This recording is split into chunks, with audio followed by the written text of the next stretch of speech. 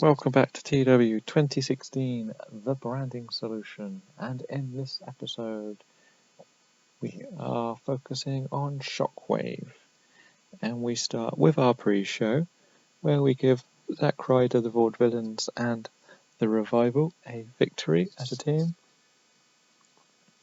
At the moment the Revival are going into a tag team title match, their rematch if you like, at the Rumble, but slow build. Next up we have Zack Sabre Jr. defeat Cody Hall, and the Primetime Players defeat Bo Dallas and Barry Griffiths. Shinsuke Nakamura defeated Marty Scurll. These aren't going to be the best matches, let's be honest, we know this already. The club defeat the Bollywood Boys. Nothing fancy there. Fandango defeated Rhino. Koto and Phoenix defeat the Van Eriks. Rusev defeated Mustafa Ali. Again, this guy's not over in the real game. Real life, he's actually much more over. And then Cesaro defeated Noam Dar.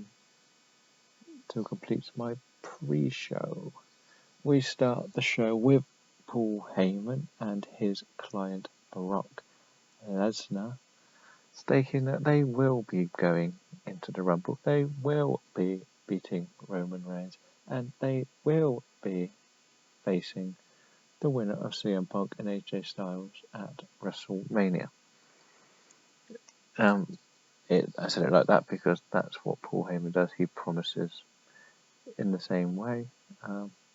CM Punk says, I look forward to proving that I am the better fighter. And AJ Styles brings out the club. I am not going to add the club to these sort of promos because they drag them down. And says, I could beat you before Lesnar, I'll beat you again. As I believe Styles beat Lesnar in New Japan. So it's teasing at this. And as for you, Punk, that title's mine. So a nice start to the show. Nothing over the top again. Keep it calm. And Brock Lesnar shows his pure dominance by beating Alames in 2 minutes. It was, if I could have done it shorter, I would have probably made it shorter. This will be his last appearance. He will be leaving. So I did the squash match on purpose. We will go backstage now where AJ Styles is with the rest of the club talking about how they should be getting all the gold as fast as they can. And Kenny, it's your turn to go after that cruiserweight title. Both the Bucks and the club are in the tag team title match. Styles in the world title match, so it's Kenny's turn. And Kenny gets a big win over Kalisto. Yeah, you can tell I still have to build Kenny right up. He's still only put just under 40 on popularity. So yeah, he picks up a win, then challenges Atami, who refuses his challenge. And this is a big thing because Atami, I've been making defend his title every week, but he's not willing to face Kenny Omega. My latest tag team, the Special Edition, defeat Blake and Murphy. I brought in Tozer, former tag team partner of Ricochet. Last week Ricochet announced that he would be returning to be in Ricochet and picked up a win, so he's going to start getting a few wins. I'm not sure if I'm going to do it as a singles act or a cruiserweight act or a tag team act. Sting books the tag team title match for the Royal Rumble. You can only put 2 tag teams in this, so it's going to be those two, the Bucks and the Revival, in a 4-way.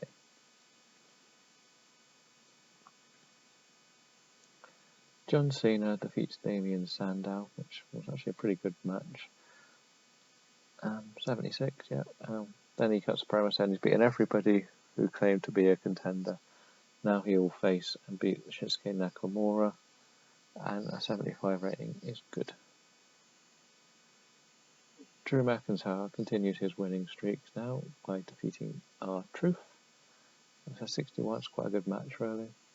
And afterwards, Apollo Crews saves R-Truth from a beatdown by chasing off Drew McIntyre. So I've added a younger gun into this now. At the moment, McIntyre's only faced some of the old guard.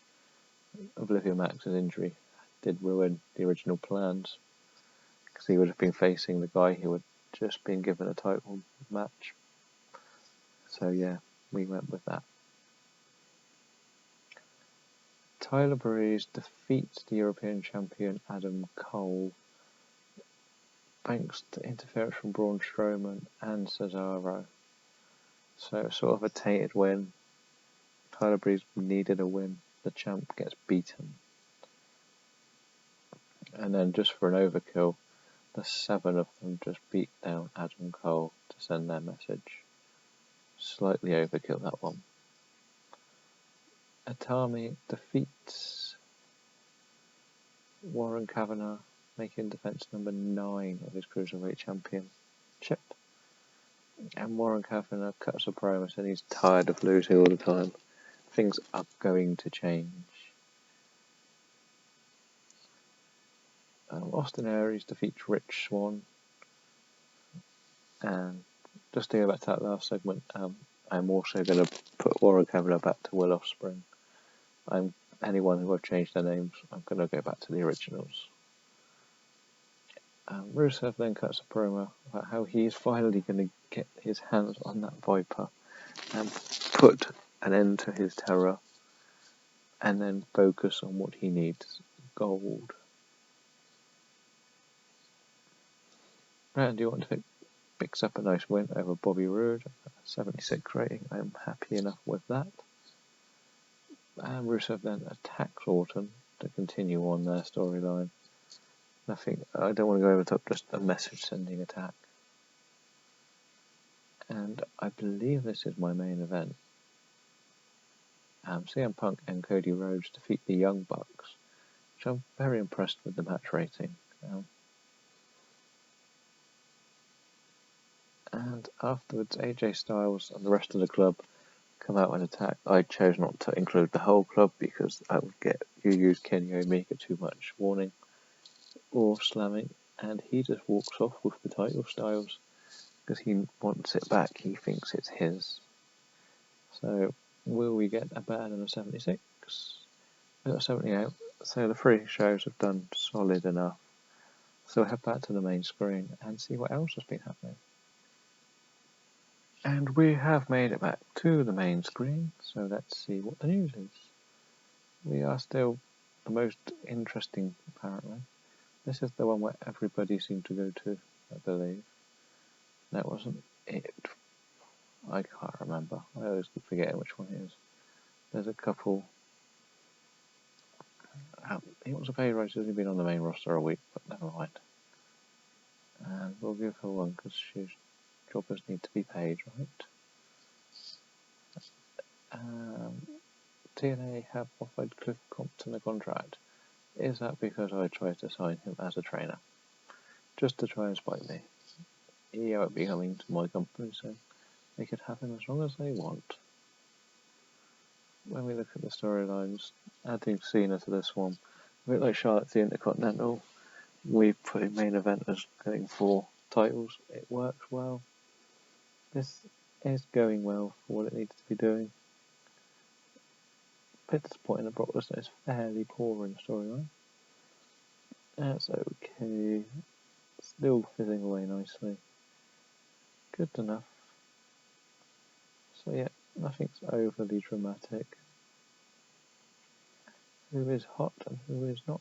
Atami number 2. Charlotte's now made it on there. And who's not? Nobody new on there. The Time Decline's still got the same names. So yeah. That will conclude this episode, and we will come back with the next episode of Monday Night Raw. Thank you for watching.